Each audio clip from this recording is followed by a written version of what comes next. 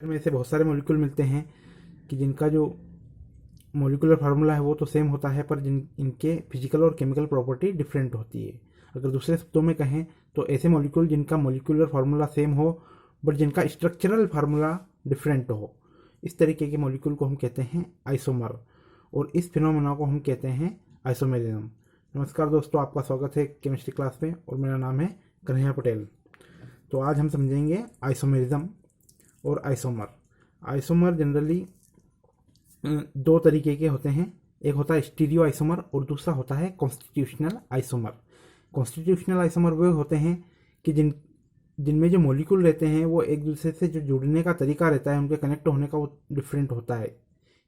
ठीक है, ऐसे मॉलिक्यूल को हम कहते हैं कॉन्स्टिट्यूशनल आइसोमेरिज्म। यहाँ पे हमने एक एग्जांपल ले लिया है।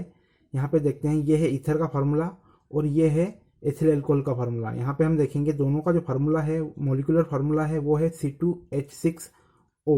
ठीक है, पर यहाँ पे आप देख सकते हो कि यहाँ पे ऑक्सीजन से दोनों तरफ कार्बन जुड़े हुए हैं। यहाँ पे ऑक्सीजन से एक तरफ तो कार्बन जुड़ा है और दूसरी तरफ हाइड्रोजन जुड़ा हुआ है, तो इनकी जो कनेक्टिविटी है वो तो डिफरेंट है, बट इनका जो स्ट्रक्चरल फार्मूला सेम है। इस तरीके के जो आइसोमर रहते हैं उनको हम कहते हैं कॉन्स्टिट्यूशनल आइसोमर। इनके वेरियस टाइप होते हैं, जैसे chain isomer, position isomer, functional isomer, metamerism और टोटोमेरिज्म। यहाँ पे जो हमने एग्जाम्पल लिया है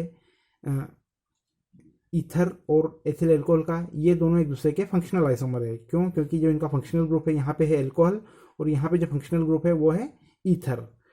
अब हम दूसरा जो टाइप है आइसोमेरिज्म का उस पर आते हैं, वो है स्टीरियो आइसोमेरिज्म। स्टीरियो आइसोमेरिज्म में क्या होता है कि इनका जो कॉन्स्टिट्यूशनल फार्मूला वो भी सेम होता है, बट इनका जो स्पेस में जो अरेंजमेंट होता है वो डिफरेंट होता है। देखो यहाँ पे लिखा है same constitution but different spatial arrangement. जो स्पेस में मॉलिक्यूल का जो अरेंजमेंट रहता है 3 डायमेंशन में, वो डिफरेंट होता है। इस तरीके के जो आइसोमर होते हैं उन्हें हम कहते हैं स्टीरियो आइसोमर। अब स्टीरियो आइसोमर के भी दो टाइप है यहाँ पर, एक होता है कन्फर्मेशनल आइसोमर और दूसरा होता है कन्फिगुरेशनल आइसोमर। कन्फर्मेशनल आइसोमर और कन्फिगुरेशनल आइसोमर। अब हम पहले समझ लेते हैं कन्फिगुरेशनल आइसोमर को। तो ये दो टाइप का होता है, ये भी इसके भी दो टाइप होते हैं, एक होता है जियोमेट्रिकल आइसोमर और दूसरा होता है ऑप्टिकल आइसोमर। अब ऑप्टिकल आइसोमर को हम थोड़ा सा डिटेल में समझ लेते हैं, उसके बाद में ये जो कन्फर्मेशनल आइसोमर और जियोमेट्रिकल आइसोमर है इसको भी हम समझेंगे। तो ऑप्टिकल आइसोमर जनरली दो टाइप का होता है, एक होता है एनेंशियोमर और दूसरा होता है डायस्टीरियोमर। ऑप्टिकल आइसोमर क्या होते हैं पहले वो समझ लो। ऐसे आइसोमर जो प्लेन पोलराइज्ड लाइट को रोटेट कर देते हैं उनको हम कहते हैं, प्लेन पोलराइज्ड लाइट को जो रोटेट कर देते हैं उनको हम कहते हैं ऑप्टिकल आइसोमर। अब ऑप्टिकल आइसोमर दो तरीके के होते हैं, एक होता है एनेंशियोमर और दूसरा होता है डायस्टीरियोमर। एनेंशियोमर के लिए हमारे पास सिंपल जो की पॉइंट है वो है एन सिमी। ठीक है, मैंने इसको थोड़ा सा शॉर्टकट में लिख दिया है, non super imposable mirror image. Non super imposable mirror image. ठीक है, अब इसका मतलब क्या होता है, देखो ये दोनों मेरे हाथ है, ये दोनों एक दूसरे के क्या है, मिरर इमेज है। ठीक है, देखो ये वाला हाथ इसके ऊपर इस तरीके से आप अगर रखोगे, इस तरीके से रखोगे तो ये एक दूसरे के मिरर इमेज है। देखो मिरर में हम क्या करते हैं, जब अपना प्लेन मिरर में जब हम अपना चेहरा देखते हैं तो जो हमारा जो लेटरल साइड है ना वो चेंज हो जाती है, इसको हम कहते हैं लेटरल इन्वर्जन। तो इसी तरीके से जो ये इधर राइट साइड जो है, जो मेरा थंब है, ये इसकी जो मिरर इमेज देखेंगे तो वो ये इधर लेफ्ट साइड में आ जाएगा। इस तरीके से ये दोनों जो मेरे हैंड है ये क्या है, एक दूसरे के मिरर इमेज। तो ये वाला पॉइंट तो क्लियर है कि एक दूसरे के मिरर हो जाते हैं। दूसरा पॉइंट यहाँ पे है non super imposable. Non super imposable का मतलब क्या है कि देखो जो मेरी पाम है ये अगर नीचे की साइड है और इस वाले हाथ की पाम भी इसके ऊपर है, और अगर मैं इसके ऊपर रखूँ और ये एक दूसरे के ऊपर बिल्कुल इम्पोज हो जाए तो इसे हम कहते हैं सुपर इम्पोजेबल। पर क्या यहाँ पे ऐसा हो रहा है? क्या नहीं हो रहा है, क्योंकि देखो इधर वाला जो मेरा थंब है वो राइट हैंड साइड है और इस वाले हैंड का जो मेरा थंब है वो लेफ्ट हैंड साइड है। तो ये क्या सुपर इम्पोज हो रहे हैं? क्या नहीं हो रहे। तो इस तरीके के जो आइसोमर रहते हैं उन्हें हम कहते हैं non super imposable mirror image, इन्हें हम कहते हैं एनेंशियोमर। दूसरा जो टाइप है ऑप्टिकल आइसोमर का वो होता है हमारा डायस्टीरियोमर। डायस्टीरियोमर क्या होते हैं कि न तो सुपर इम्पोज होते हैं और न ही मिरर इमेज होते हैं, ये एक दूसरे की मिरर इमेज भी नहीं होते हैं। जब हम इसका एग्जाम्पल समझेंगे तो ये दोनों हमें डिटेल में समझ में आ जाएंगे। ठीक है। अब अगर मान लो कोई सुपर इम्पोज हो जाता है, तो जो सुपर इम्पोज हो जाते हैं उनको हम कहते हैं होमोमर्स। ठीक है, वो सुपर इम्पोज न तो इनेंशियोमर होता है न ही डायस्टीरियोमर होता है। तो अगर कोई सुपर इम्पोज हो जाता है तो वो होता है होमोमर।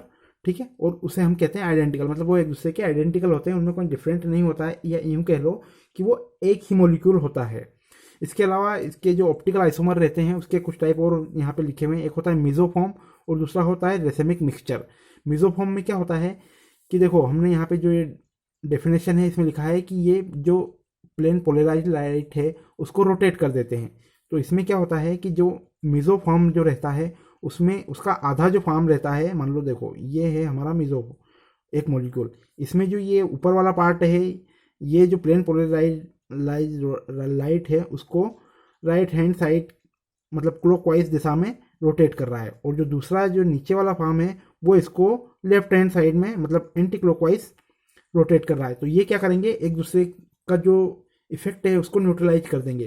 तो इसके कारण जो ये ऑप्टिकल एक्टिव जो रहेगा वो ऑप्टिकली इनएक्टिव हो जाएगा, क्योंकि एक दूसरे के क्या है ये अपोजिट दिशा में लाइट को रोटेट कर रहे हैं, इसलिए एक दूसरे को इंटरनल कॉम्पनसेशन के कारण एक दूसरे को न्यूट्रलाइज कर देते हैं। दूसरा है रेसेमिक मिक्सचर। इसमें हम क्या करते हैं कि दो अलग अलग मॉलिक्यूल को लेते हैं जो एक दूसरे के क्या है मिरर इमेज है, मतलब इनेंशियोमर है, और वो एक दूसरे के मतलब एक लाइट को क्लॉकवाइज घुमा रहा है तो दूसरा एंटी क्लॉकवाइज घुमा रहा है, तो ऑप्टिकली इनएक्टिव होते हैं। और ये क्यों होते हैं, ये एक्सटर्नल कॉम्पनसेशन के कारण होता है, मतलब दो अलग अलग मॉलिक्यूल एक दूसरे को का जो इफेक्ट है उसको कॉम्पनसेट कर देते हैं। और इसमें क्या होता है इंटरनल कॉम्पनसेट जो मेसोफॉर्म है ना इसमें।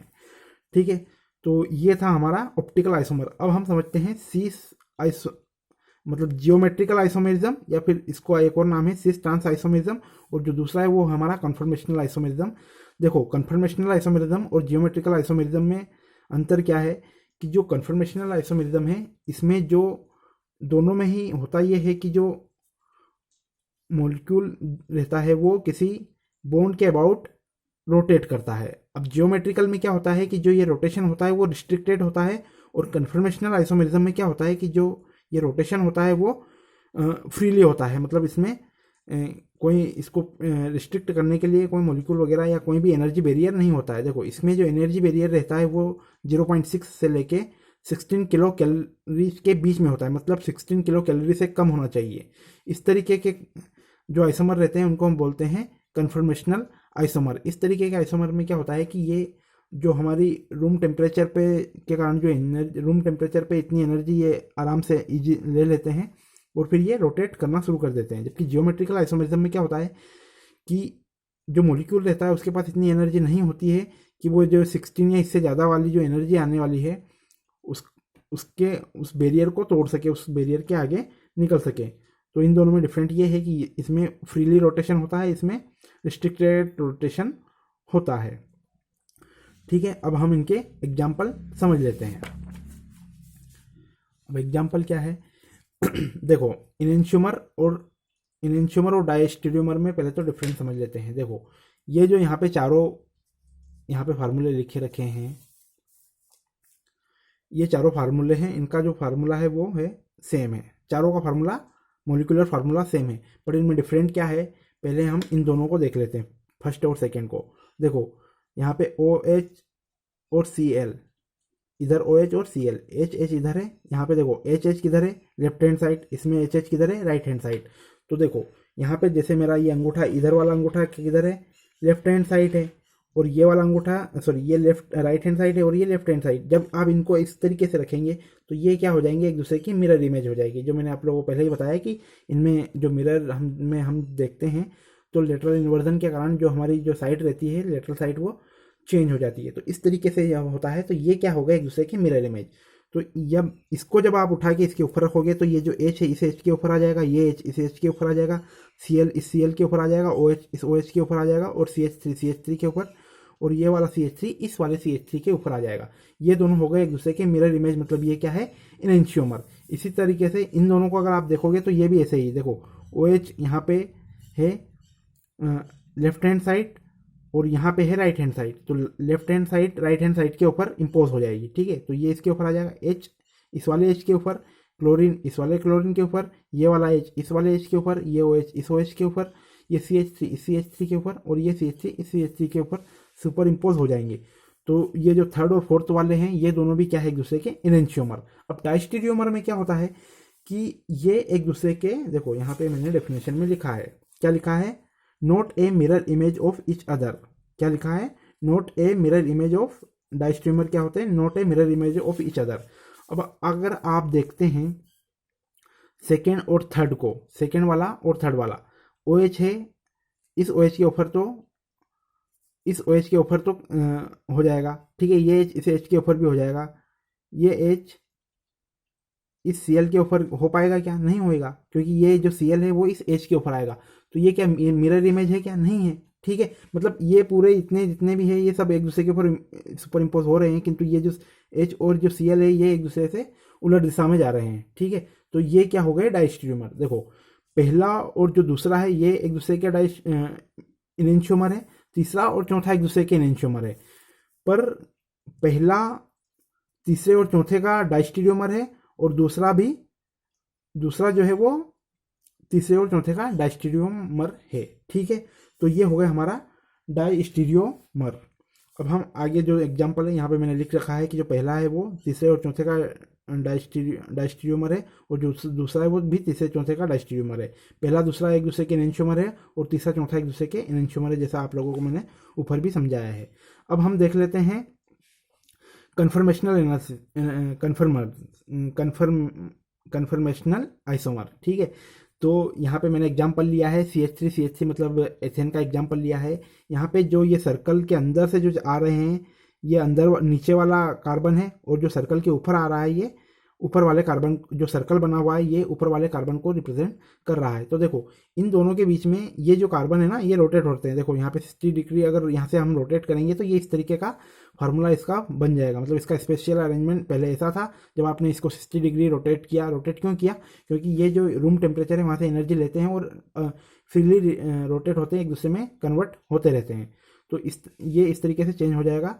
इसको हम कहते हैं स्टेगर्ड फॉर्म, जिसमें ये मैक्सिमम डिस्टेंस पे रहते हैं, ठीक है। और जब ये एक दूसरे के ऊपर सुपर इम्पोज हो जाते हैं तो इस तरीके के फॉर्म को हम कहते हैं इक्लिप्स्ड फॉर्म। ये होते हैं हमारे कन्फर्मर, ठीक है।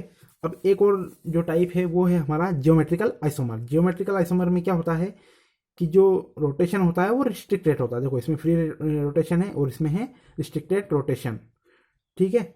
तो इसमें क्या होता है कि जो अरेंजमेंट होता है, मतलब स्पेशल अरेंजमेंट रहता है वो डिफरेंट रहता है। देखो यहाँ पे अगर ए एक तरफ है और बी ये कार्बन है, यहाँ पे ये डबल बॉन्ड है, इस डबल बॉन्ड के अबाउट ये रोटेट करता है, ये वाला कार्बन रोटेट करता है। तो जब ये रोटेट करेगा तो ये बी वाला ऊपर आ जाएगा और ए वाला नीचे आ जाएगा, जैसे यहाँ पे मैंने किया है।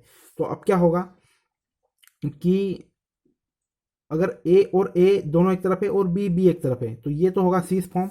अगर ए और बी अलग अलग दिशा में, मतलब बी ऊपर है और यहाँ पे बी नीचे है, यहाँ पे ए नीचे और यहाँ पे ए ऊपर, इस तरीके के, मतलब ये डायगोनली अगर आप देखो तो ये एक दूसरे के सामने आ रहे हैं। तो इस तरीके के अगर जो फॉर्म रहते हैं जियोमेट्रिकल आइसोमर के, उनको हम कहते हैं ट्रांसफॉर्म, ठीक है। तो थैंक यू फॉर लिसनिंग, और चैनल को सब्सक्राइब करें और बेल आइकन को जरूर दबाएं। Thank you.